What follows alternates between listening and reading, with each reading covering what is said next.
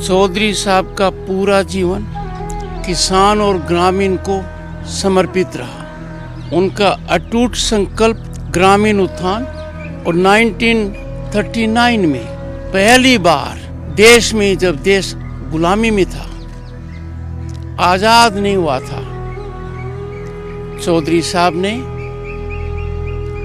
सूदखोरों के चंगुल से किसान को मुक्त करने के लिए, उनकी ऋण समाप्ति करने के लिए प्रमुख भूमिका निभाई।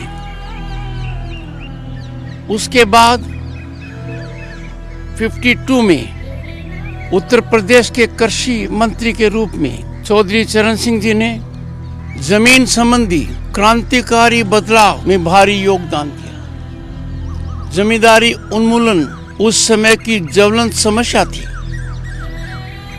किसान अपने आप को बंधक मानता था। जो जमीन उसकी है, जिस माटी को वो पूजता है, उस पर उसका अधिकार नहीं था। ये अधिकार दिलाने में चौधरी चरण सिंह जी ने महानायक का रोल अदा किया। उनके महत्वपूर्ण योगदान को दृष्टिगत रखते हुए 2001 में भारत के पूर्व प्रधानमंत्री अटल बिहारी वाजपेयी ने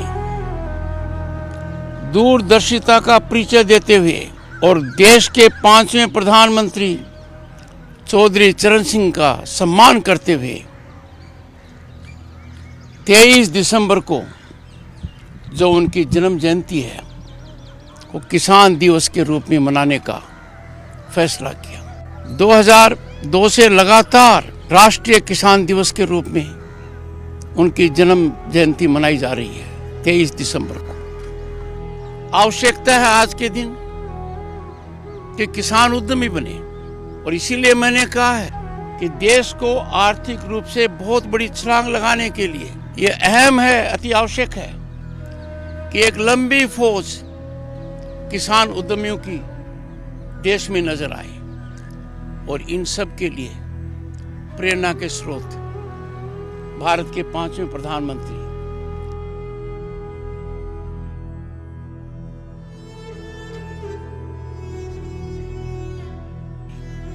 भारत रत्न चौधरी चरण सिंह है।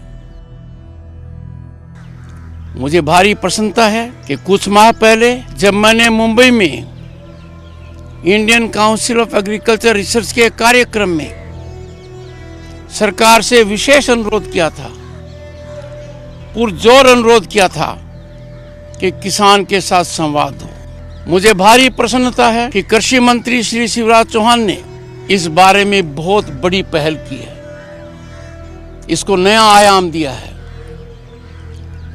और 29 मई से 12 जून तक पूरे देश में इसी के तहत